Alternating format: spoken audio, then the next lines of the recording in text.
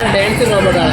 നമ്മൾ 3D printer വന്ന സാധനത്തിൽ ഉണ്ടാക്കിയ സാധനമാണ്. അതിൽ കുറച്ച് ഇലക്ട്രോണിക്സ് കുറച്ച് ഹാർഡ്വെയർ കൂടെ ആഡ് ചെയ്തപ്പോഴാണ് ഇതേപോലെ ഡാൻസ് റോബോട്ടായി മാറുന്നത്. അപ്പോൾ ഈ പാട്ടിനനുസരിച്ച് സ്റ്റെപ്പ് ഇട്ട് കളിക്കുകയാണ്. അപ്പോൾ ആളുകൾ പ്രോഗ്രസ് ഇട്ട് കൊടുത്തിട്ടുണ്ട്. അപ്പോൾ അതിനനുസരിച്ച് വർക്ക് ചെയ്യുന്നുണ്ട്. ഓക്കെ, അതേപോലെ